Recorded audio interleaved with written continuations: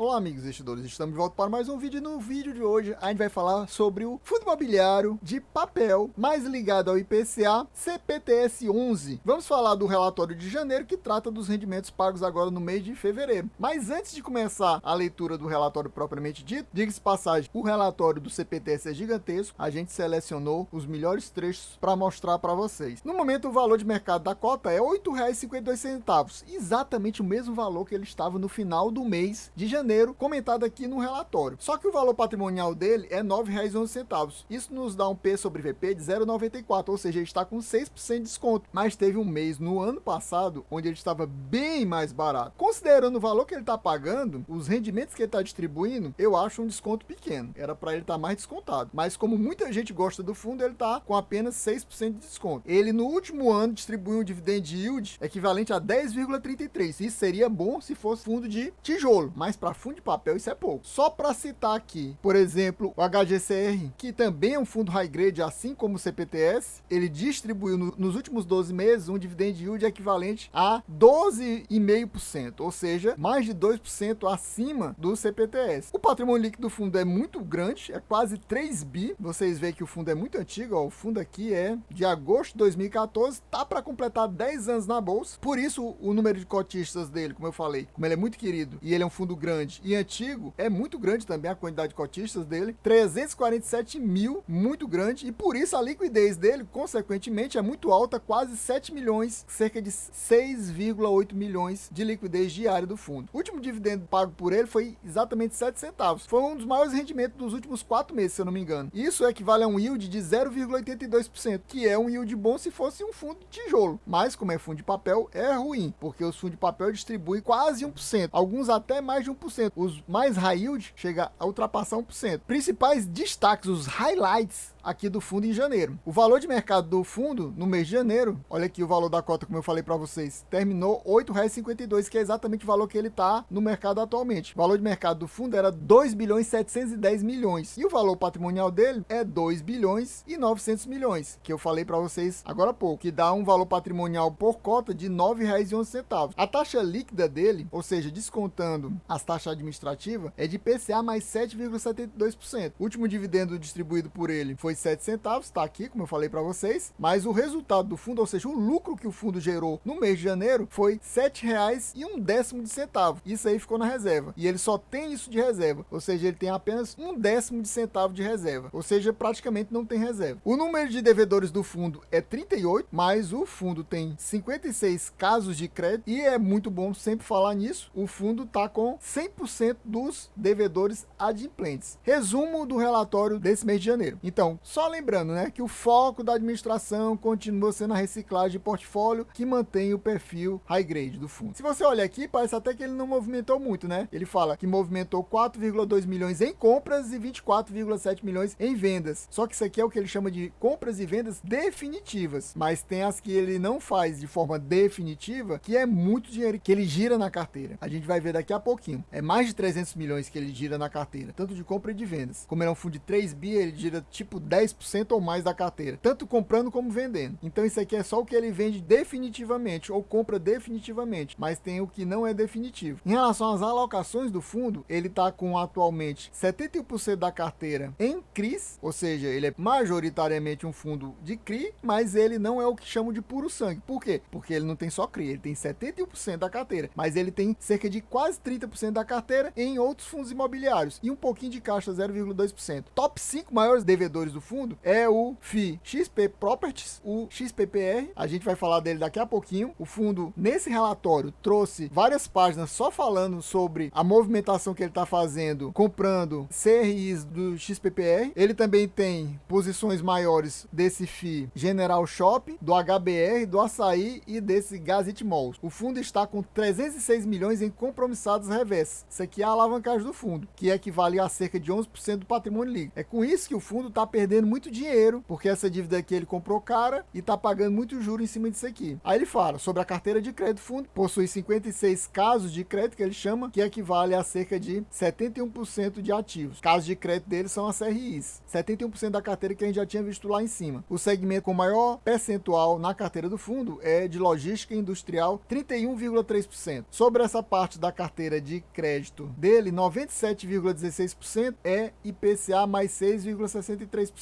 Com a marcação a mercado é IPCA mais 7,05%. E o restante, quase nada, né? Ele tem em CDI, cerca de quase 3% adquirido em CDI mais 3,12%, que são realmente taxas médias de fundo high grade, né? Porque IPCA mais 6,6% e CDI mais 3%, fosse fundo middle risk ou high yield, essa taxa estaria bem mais alta. Um high yield aí seria um IPCA mais 10, mais 12, o de CDI seria CDI mais 5, por exemplo. Em relação à carteira de FIIs, as maiores alocações são em renda urbana, cerca de 25,5%, e shopping, 24,6%. Somando essas duas, dá praticamente 50% do fundo, e ainda tem mais 21,6% em lajes corporativas, que não estão com rendimentos bons. Isso aí dá uma puxada para baixo nos valores recebidos pelo fundo. Top 5 FIIs dele, a maior posição dele é o TRXF 11, e ele tem exposição no top 5, que não é tão legal, exposto a 2 fundos da própria gestora, o CPTS e o CPOF. Isso não é muito legal, diga-se de passagem, né? Aqui chegamos à parte do comentário do gestor, que trata da sessão extraordinária criada só para falar dos CRIs que ele comprou do XPPR, que ele chama só XP Properties. Então ele fala tudo isso. Se você quiser dar uma pausa para ler, você para ler. A gente vai mostrar o resumo disso aqui. Basicamente, ele comprou essas CRIs aqui do XPPR. Eu nem sabia que isso era do XPPR. Fui em outra parte do relatório que a gente vê que isso aqui são CRIs que ele comprou do XPPR, no total de 365 milhões. Para a gente entender melhor, é bom memorizar esse número aqui. Então, nesse resumo, praticamente ele diz por que é que fez essa operação. O fundo realizou uma operação que gerou um impacto contábil positivo de aproximadamente 19 milhões de cara, que tem um prazo médio ponderado inferior aos ativos vendidos. Os ativos vendidos foram os ativos que ele venderam para comprar isso aí. Vocês viram a lista ali abaixo, quando a gente mostrou a lista dos ativos comprados do XPPR. No curto prazo, vai gerar 11 milhões isso aqui de liquidez, podendo chegar a gerar 360 milhões. Isso aqui é porque ele já considera uma provável, que está sendo muito falada, uma liquidação total do XPPR. Então, nessa liquidação, ele geraria esse lucro aqui para o CPTS. E basicamente é por isso, por esses números bons que eles viram, que eles fizeram essa operação de comprar esse pacotão aí com 4 CRIs muito pesadas, 360 milhões. Eu tava vendo até quanto é o patrimônio líquido do XPPR. O patrimônio líquido do XPPR é cerca de 430 milhões. E ele comprou 4 CRIs que são 360 milhões do XPPR. Comprou quase o XPPR todo, né? Basicamente foi isso. Aqui a gente tem as movimentações totais da carteira do fundo, né? A gente viu lá em cima que ele fala em movimentações de, se eu não me engano, de compras de 4 milhões, ou é vendas 4 milhões, e a outra é 20 e poucos milhões. Agora as movimentações reais, que lá mostrava as definitivas, lá no resumo. E aqui mostra tudo que aconteceu. Então, em termos de compra, foi 410 milhões, praticamente 411 milhões que ele comprou. Tá aqui todas as compras dele. Já de vendas foi 362 milhões, praticamente 363 milhões, todas as vendas dele. Aí ele coloca aqui, em negrito estão as definitivas, que são as menorzinhas. Você vê que as que não são definitivas são maiores. Olha essa aqui, por exemplo, 188 milhões. Aquelas eram as principais movimentações da carteira de CRIs. Agora, as principais movimentações da carteira de fundos imobiliários, que é aquele cerca de 29%, ele teve 19 milhões em compra do VVCR14, isso aqui é uma nova emissão do fundo, né, VVCR14, e cerca de 0,7 milhão do BMLC11. Ele vendeu 2 milhões do RBRR11 e 1,5 milhão do RBVA11. Aqui temos a DRE do fundo e de caixa, e essa sim é uma DRE que eu acho aceitável. Aqui tem 7 meses de DRE do fundo, dá uma visão bem melhor, não é como aqueles outros fundos que trazem um mês, né? Então vamos falar dela aqui e eu aproveito para comparar só esses 2 últimos meses aqui. Você vê que houve um crescimento nas receitas, exatamente como ele é um fundo muito mais atrelado, é quase 100% atrelado ao IPCA, pelo menos a parte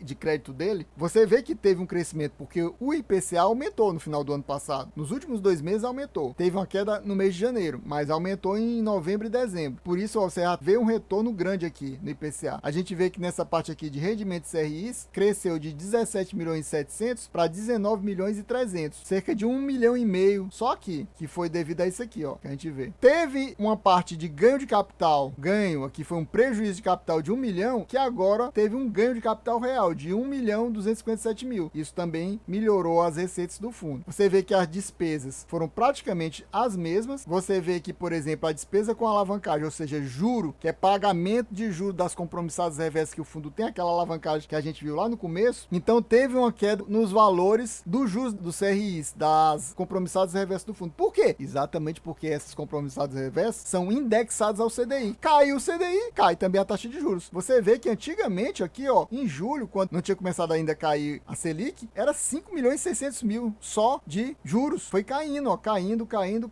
E aqui você vê que já tá começando a ficar quase próximo abaixo de 3 milhões. Ou seja, quanto mais cair Selic, melhor. Porque diminui as despesas e se diminui as despesas, consequentemente aumenta o quê? Aumenta o resultado, ou seja, o lucro do fundo. Foi o que aconteceu. Você vê que o resultado do fundo, o lucro do fundo em dezembro foi 20 milhões 390 mil. E aqui foi 22 milhões 586 mil. Teve esse aumento da inflação, do IPCA, que ajudou o fundo a aumentar as receitas e teve essa redução da Selic, que reduziu os juros pagos pelo fundo nessas compromissadas reversas. Então foram duas coisas boas acontecendo, o que aumentou o resultado, aumentou o lucro do fundo. E aí, no mês passado, ele tinha recebido cerca de apenas 6 centavos e 4 décimos e agora recebeu 7 centavos e 1 décimo. Esse 1 décimo foi para a reserva e ele distribuiu 7 centavos. Ele distribuiu 100% do que recebeu, basicamente é isso. Em relação à alocação do fundo por segmento, você vê que o principal segmento que o fundo investe é logístico, 22%, shopping 18%, lajes comerciais 17% praticamente e varejo 13%. E em fundos imobiliários, cerca de 29%. Ele considera os FIIs como fosse um segmento, mas nem é, que esses FIIs também são subdivididos em segmentos, mas ele prefere colocar como fosse um segmento à parte. E a gente vê que o principal risco do fundo são fundos imobiliários, que ele coloca como se fosse um devedor, mas na realidade que é um pacote de vários fundos imobiliários diferentes, e o segundo devedor maior do fundo são as CRIs do XPPR, 12,4%. É a grande exposição que o fundo tem. Basicamente é isso. Você vê que a partir desse General Shopping é apenas 6,3%, bem controlado, bem legal. Ele é um fundo bem diversificado na prática, né? Você vê tudo percentuais bem baixos. O problema mesmo dele é essa alavancagem que ele possui em compromissados reversos atualmente. E muita gente não gosta que esses fundos deveriam ser um fundo de papel puramente CRI, ele tenha também, para diversificar a carteira dele, tenha outros fundos imobiliários dentro da própria carteira. E esse aqui tem muito, né? Quase 30%. Não é nem um percentual pequeno. É um terço da carteira praticamente só de fundos imobiliários. E aqui tem uma lista dos fundos imobiliários que o fundo possui na carteira. Então o número 1 é o TRXF, a gente já tinha visto no resumo. Então aqui o TRXF é 2,5% da carteira do fundo. O CPSH, que é o fundo de shopping da Capitânia, é 2,3%. E o outro fundo da Capitânia aqui, o CPOF, 1,6%. Aqui é o top 5 maiores posições do fundo aqui em termos de fundos imobiliários dentro da carteira do CPTS. Pessoal, eu queria que você me dissesse aqui nos comentários, você possui CPTS 11 na sua carteira? Tá pensando em colocar? Tá pensando em aumentar a sua posição? Que outros fundos imobiliários de papel você possui na sua carteira? Deixa aqui nos comentários para a gente trocar informação, trocar figurinhas. E você diz os seus e eu digo os meus fundos imobiliários de papel que eu possuo também. Vamos lá? E se você não é inscrito, meu amigo, não perca mais seu tempo. Se inscreva